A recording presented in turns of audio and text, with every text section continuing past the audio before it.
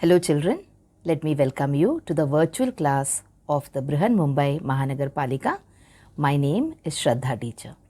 Children, we are in the middle of this COVID-19 pandemic, and because of that we are not able to go to school, but that doesn't mean we are going to stop learning.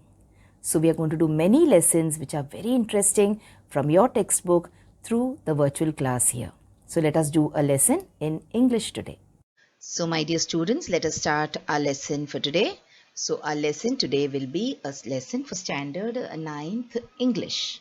Okay, and now you know we have done so many lessons here through the virtual training center of the Brihan Mumbai Mahanagar Palika, and we have been doing poems, we have been doing lessons, grammar, etc.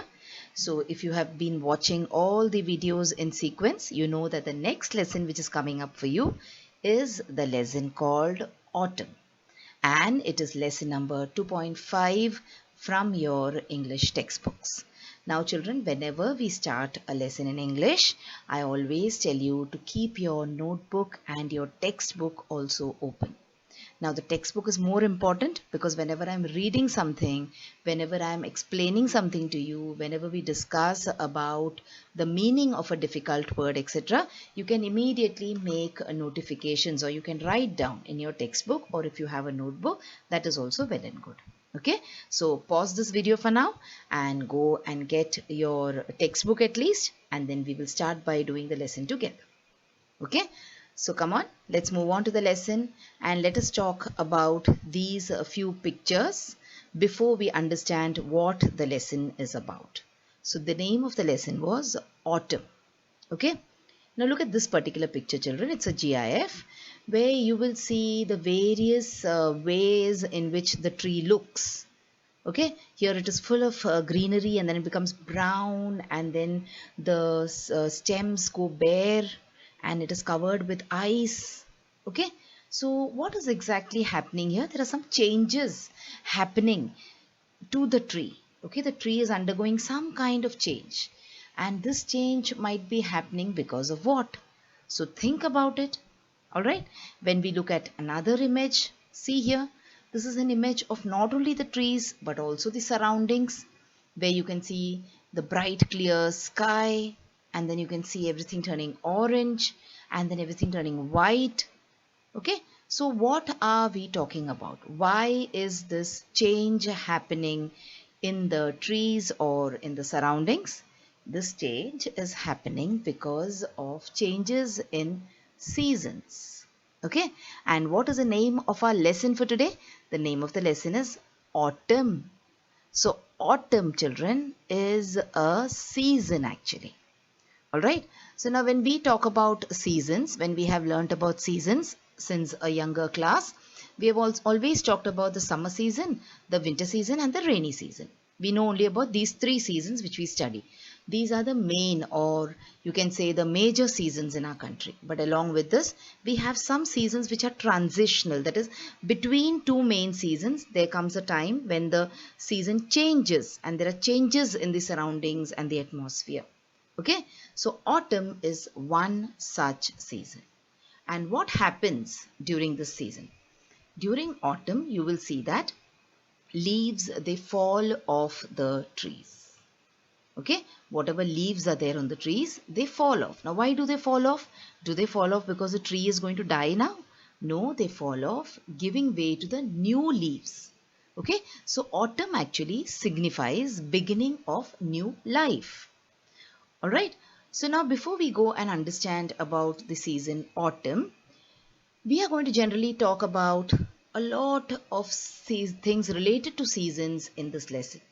So if you already have your textbooks open children, you will be able to see this is the first exercise in your warming up part. So your lesson, any lesson in the English textbook, whether it is a lesson on prose or whether it is a poetry lesson, you will see that it is divided into three parts. We have the warming up part, then we have the main part where you read the poem or you read the lesson, and then you have the English workshop activity.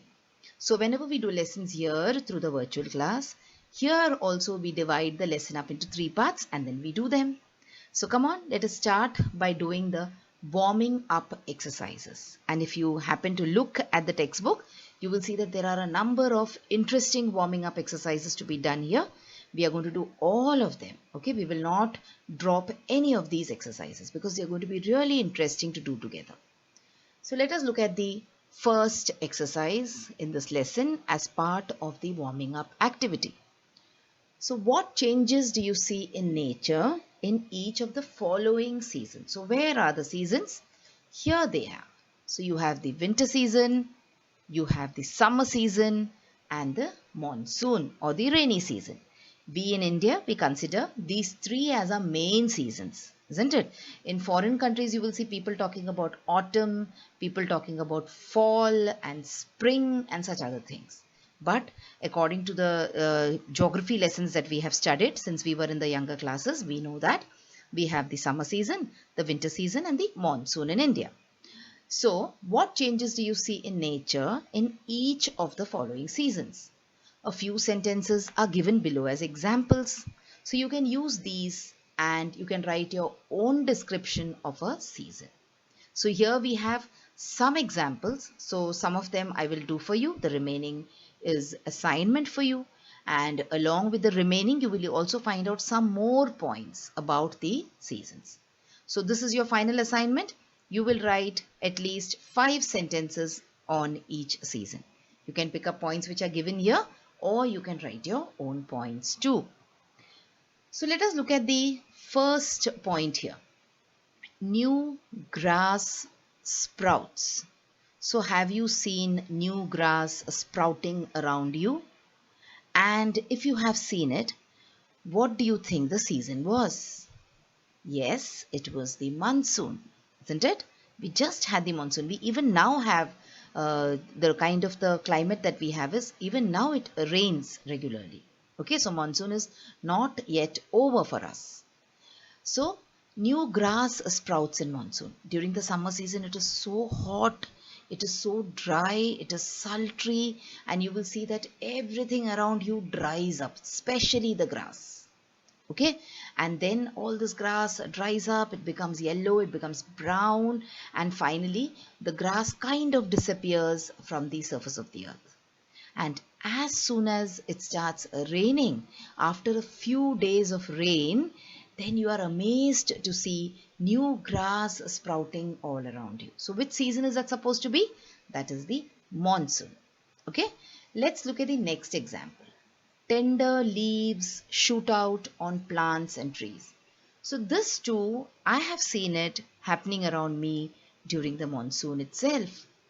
Alright, if you even plant some tree or something in the summer season, most of us do not plant trees during summers. We plant trees during the rainy season so that it can properly hold root, it can properly get water and it can grow up to be a fine, beautiful tree. So when do you see these tender leaves shooting out on plants? Some of you might also name some other season, but for me the answer is monsoon. Alright. What about the third one now? See, migratory birds return. So what are migratory birds, children?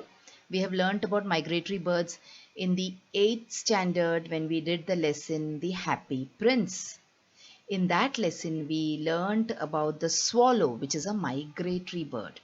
So what are migratory birds? They are birds which cannot stay for long in places which are cold. So when the winter approaches, these birds, they fly away to warmer places. And then as soon as the winter goes away and the summer starts coming back, these birds also return. So what do you think? When do migratory birds return home? Yes, they return home when the summer season begins. Okay. The next one, the sun shines brighter than before. So the sun shines brighter and then we also get very, you can say tired and upset, and we start praying that the season ends because it is very hot. Okay, and people like people who are staying in places which are close to the sea, for example, people who live in Mumbai, for them it is extra hot. We sweat so much, okay, and it becomes very uncomfortable. So in which season does the sun shine brighter than before? Of course, in the summer season. All right. What about the next season? When do we see mist in the morning? We see mist in the morning during winter. So now on certain days, now we are in the middle of October, isn't it? So ideally, the cold season or the winter season should start within a few, you can say, weeks. So sometimes, some days when you get up in the morning, you go out, you will see that you cannot see what is around you because of the mist. Your visibility becomes very less. Okay. So these are the changes that you can see in the seasons around you. Now, like I told you, you can think about more points. You can look up on the internet. You can Google more points and write at least five sentences which are special to each of these seasons. So that is your assignment as we go along. So I will not be giving you homework only at the end of the video. Okay, so you have to watch the entire video. I will be giving you small packets of homework as we go along. Okay, so this was about the first exercise in your warming up part. Let us move on and let us go to the next exercise. So they have asked us to name the 6 seasons according to the Indian calendar. So which of the seasons is equivalent to autumn? What do you think? So look, these are the 6 seasons according to the Indian calendar. Now I told you, when we study geography, we usually study about 3 seasons. Okay, but if you follow the Indian calendar, if you follow the ritus in the Indian calendar, there are 6 of them. All right, let's read their names. So we have Vasanta, okay, or Vasanta we say. Then you have Grishma. Then you have Varsha. Then you have Sharada. Then you have Hemanta and Shishira. Okay. Now if you talk about Vasanta, Vasanta means it is in the month of Chaitra or Vaishakha according to the Indian calendar. In the Indian calendar also we have different months. See the months you can see over here. We have Chaitra, we have Vaishakha, Jeshta, Ashadha, okay, Shravana, Bhadrapada, Ashwini, Kartika, Margashish, Pausa, Magha, Falguna. You also have an Adhik Maina once in a few years. Okay, an extra month. So this is about the Indian months of the Indian calendar. So when do you have the Vasanta Ritu? You have it in the month of March and April. Okay, Grishma means when it is very hot, when it is too hot, the summer. So see, March and April is also hot, isn't it? In the month of March also you feel hot. In the month of April also you feel hot. But May is unbearably hot. And June is, you can bear it somewhat. Somewhere it starts raining. So that is what I told you. According to the Hindi and Indian calendar, you have seasons which are actually transitional. Okay, you can brand these 2 seasons, Vasanta and Grishma, as one season, summer. But again, there are some changes. You have Vasanta, which is mild summer, and Grishma, which is harsh summer. Okay, so these are the seasons. Now let us talk about which of these seasons, whether it is Vasanta, whether it is Grishma, whether it is Varsha, Sharada, Hemanta or Shishira, which season is equivalent to autumn. So let's look at this image. See, the Vasanta Ritu is spring. Okay, so you can see the sun. Sun is out there in the sky. If you look at the small image there, for Vasanta Ritu, the sun is out there in the sky. It is shining bright also, but it is not scorchingly hot. Okay. Look at Grishma. Grishma here means summer, when it is really very hot. And then you have Varsha Ritu. Varsha Ritu is when monsoon, whereas autumn here also comes along with this monsoon. You can see in autumn, everywhere there are plants which are in full bloom, as well as there are leaves which are lying on the floor. So you can say the leaves from the plants, they have started shedding. The plants have started shedding their leaves in the month of autumn. Okay, and what was our question? Which is the season which is equivalent to autumn? So it is the Sharad Ritu which is equivalent to autumn. And then you have the other 2 Ritus. Okay, you have the winter and then you have the pre-winter. So pre-winter and winter can come as one. The monsoon and autumn can come as one. and spring and summer can come as one. Alright, so these are the 3 seasons divided up into 6 according to the Indian calendar. So this is just for your understanding, and because it is part of the warming up activity, we are doing this today. Let us move on and let us see what is there in store for us in the next part of this lesson. So now we are supposed to look at each of these seasons. See, there is this exercise where we look at each of these seasons. We look at clothing, we look at diet, and we look at the celebrations or the festivals that we have in each of these seasons. So during summer, see, this is what you wear. Okay, you will see that during summer you tend to wear clothes which are not too heavy. So clothes which let in a lot of air and which keeps you breathing. Okay, because it is already so hot. So you tend to cover your head with a hat or a cap to protect it from the sun. See, these can also be called as summer clothing, isn't it? So you wear sunglasses, and you plan to go to a beach. So you wear clothes according to the way you want to go to a beach and enjoy. So during the monsoon, it is very difficult to go to the beach, isn't it? So these are all summer clothing. And now you are in the 9th standard. There is no need for me to explain each of the piece of clothing separately. Alright, so this is a part of the exercise we have to do. So we will go through it. We will breeze through this. Come and talk about celebrations or diet in the summer. So what do you prefer to eat in the summer? Summer is already hot. Okay, everything around you is hot. So what do you prefer to eat or drink? You prefer to eat or drink things which will cool down your system. So you have lime juice, or you have lime soda, you have different kind of juices, and of course during summer you have the king of fruits available, and that is mangoes. So that is what we love to eat during the summer season. So that was about the diet in summer. What about the celebrations in summer? Yes, so in summer we have certain festivals, like we have Holi, which comes in the month of March. Okay, and you also have celebrations like Baisakhi. You can also think about some other festival that you celebrate during these months, that is March, April, May and June. Think about them.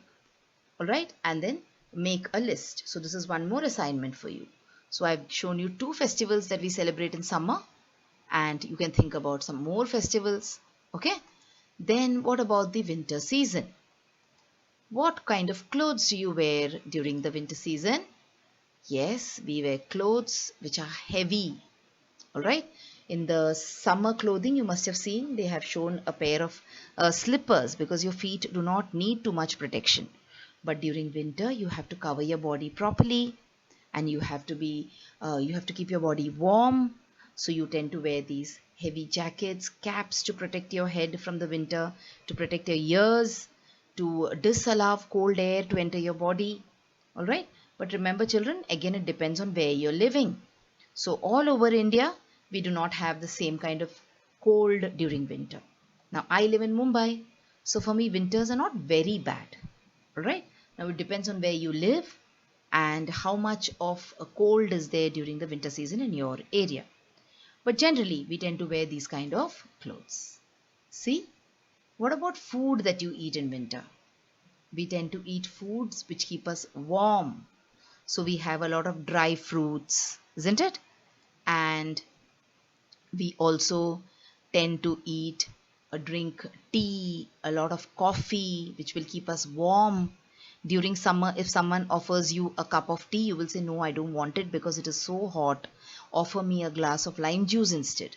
Alright, but in winter, to keep ourselves warm, we have tea, we have coffee, we also have different kind of soups to keep ourselves warm during the winter season. Okay, what about celebrations during winter? What kind of festivals do you have during the winter season?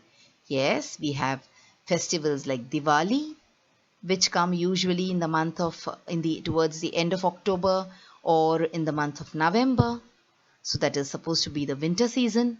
And we have Christmas, which is celebrated by our Christian friends, in the month of December. Okay, so these are the celebrations that we have during the winter season. Let us come to the next season, the monsoon. So these are all the clothes that you tend to wear during the monsoon. Okay, because it is raining, because there is thunder, there is a lightning.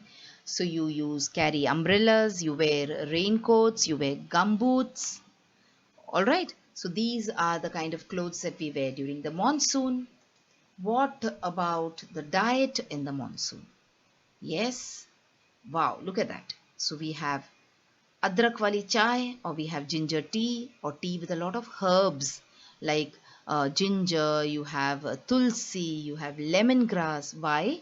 Because during the monsoon everything is wet and there is a chance that you might catch different kind of infections. Okay, you love to eat the roasted bhutta also during the monsoon. Bhutta is what? Bhutta is maize. You love to have different kind of pakodas. Okay, and pakodas are actually the star as far as the monsoon is concerned. It starts raining and your mom makes bhajiyas and pakodas and she feeds you. So this was about the diet. What about festivals? You do have a lot of festivals which happen during the monsoon in our country.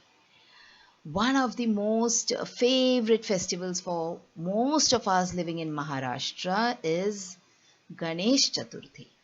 So during the monsoon, during the month of August or sometimes in September, we have Ganesh Chaturthi, where all of us love to sing aartis and say Ganpati Bappa Moria.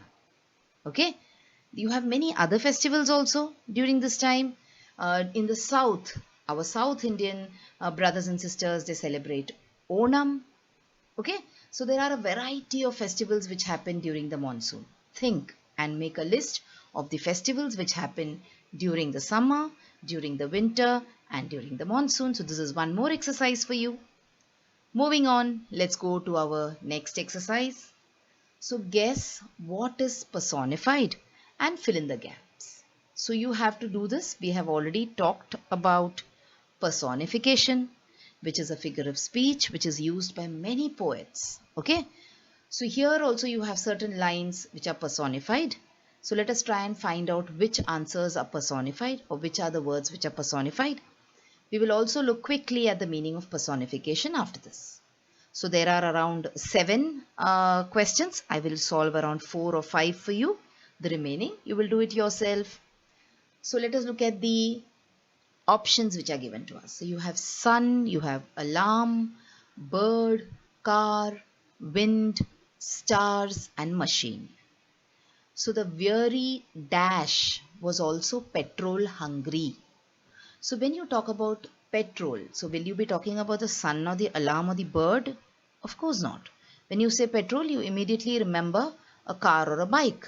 So here this sentence, the answer which fits in should be the car. So the weary car. So weary means a tired car. So do you think cars get tired? It is only living things which can get tired. Our muscles, they lose their power for some time and they get tired.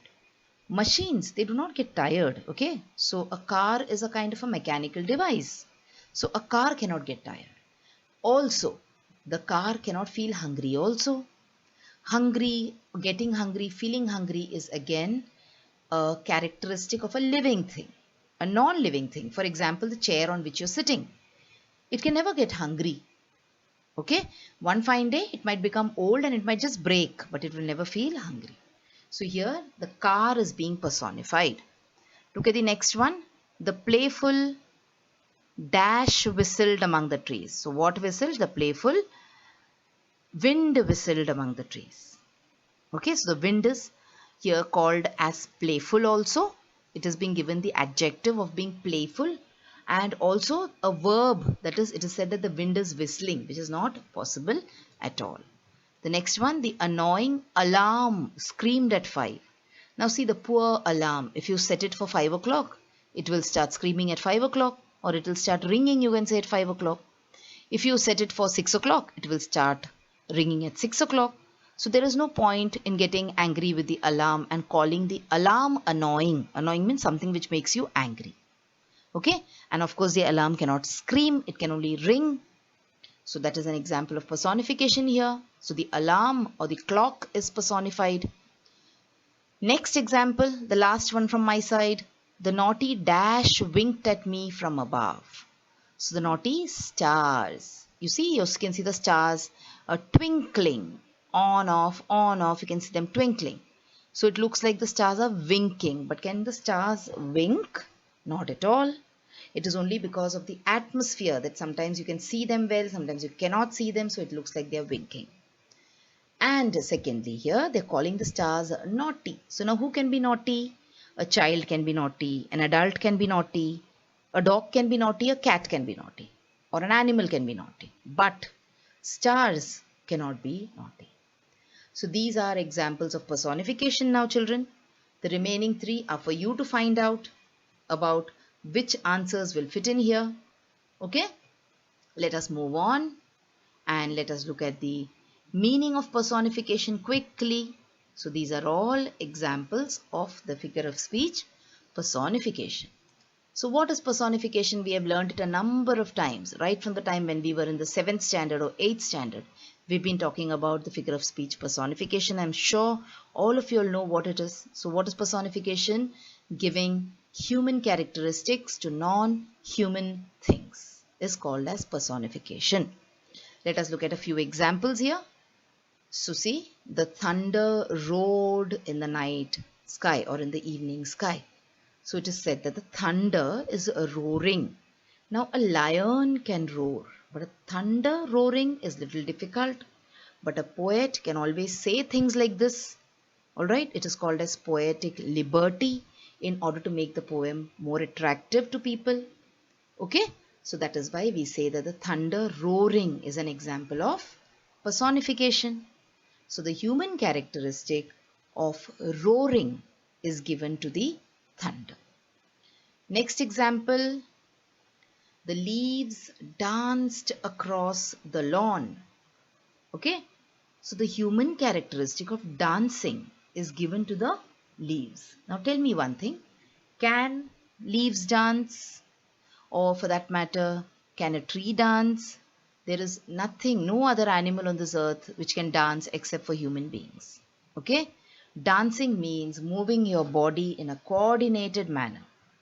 And dancing is sometimes learnt also. You have to master the art of dancing. Okay?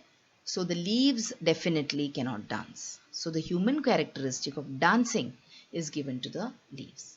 So it is not only human characteristics, children, which are given to non-human things, but characteristics generally of living things which are given to non-human things.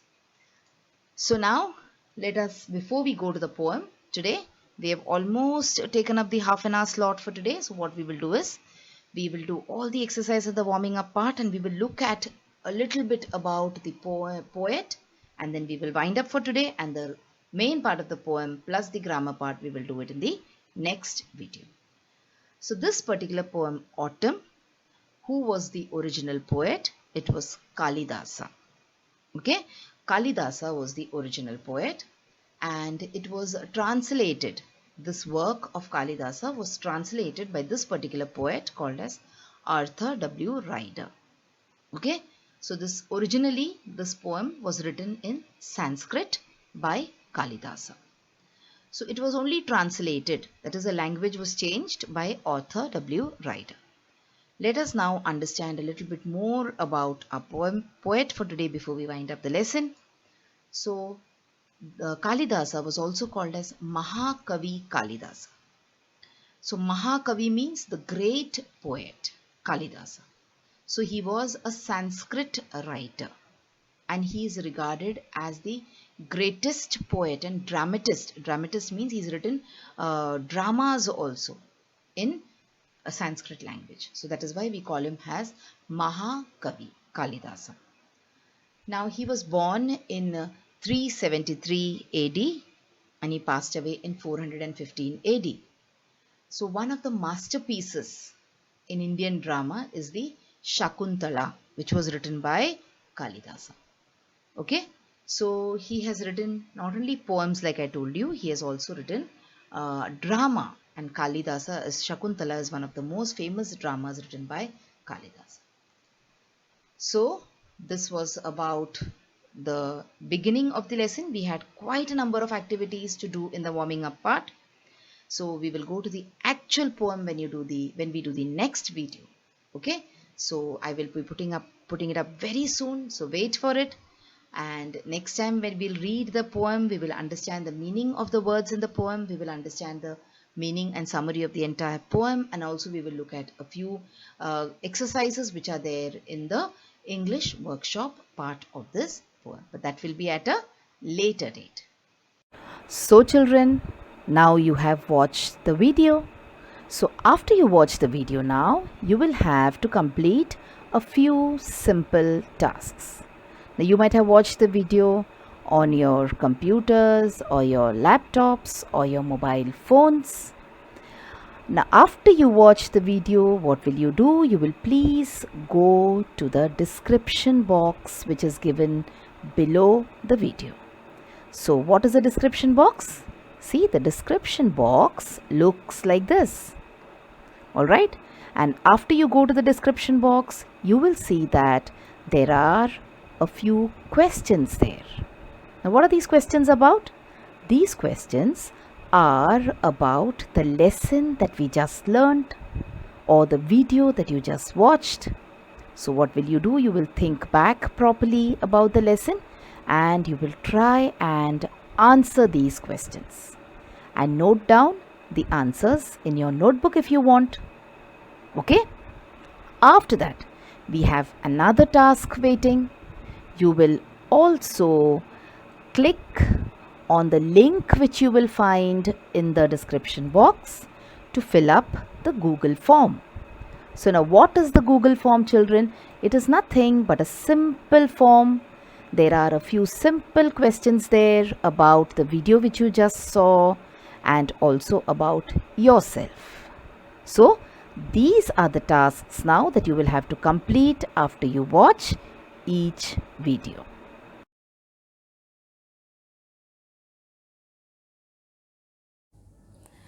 So children, wasn't that a very interesting lesson? I'm sure you learned a lot of new things in this lesson. If you have liked this video, please hit the like button and also subscribe to my video so that you will get to see all the videos which I keep posting regularly.